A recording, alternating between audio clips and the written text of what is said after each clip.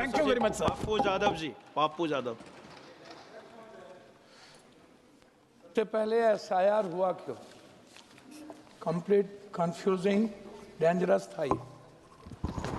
उन्होंने कहा कि एसआईआर 6 महीना पहले वोटर लिस्ट बने थे अध्यक्ष बहन, 6 महीने के बाद फिर निर्णय लिया गया एक नया वोटर लिस्ट बनो। क्यों? तो घुसपैठ है, नेपाली है, वियतनाम के लोग हैं, बांग्लादेशी है, श्रीलंका के लोग हैं। 69 लाख लोग वोट कटे, जिसमें पूर्णिया विधानसभा में 69,000 एसआईआर हुआ। 172 सीटों पर 69,000 से लेकर 19,000 तक एसआईआर किया गया। ये जो लगभग 69,000 और 69 लाख वोट कटे हैं, इसमें 99% दलित है, ईबीसी है, आदिवासी है, ओबीसी है और माइनॉरिटीज के लोग हैं।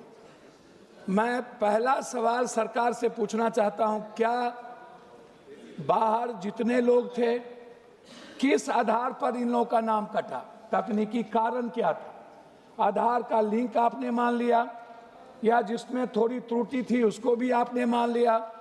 बीएलओ और इनके पार्टी पदाधिकारी एक जगह बैठकर वोटर लिस्ट के आधार पर जो वोट लोकसभा के 24 में मापदंड तय किया कि ये कितना से हारे किस विधानसभा में, उसी आधार पर इन्होंने बिहार के एसआईआर को करने का निर्णय लिया।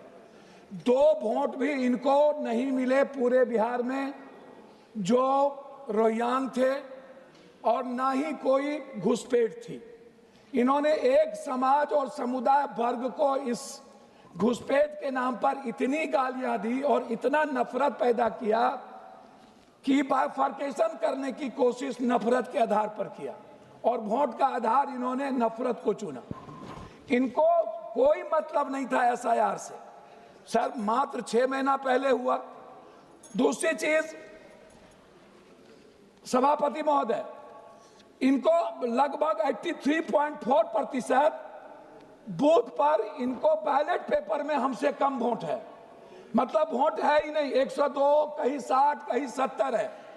बैलेट पेपर पर हम चुनाव जीत जाते हैं और उसके बाद ईवीएम में ये चुनाव जीत जाते हैं।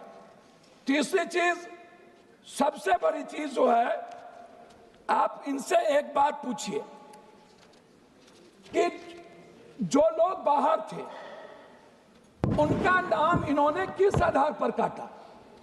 अच्छा, दूसरी सबसे बड़ी चीज क्या है, कई ऐसे हैं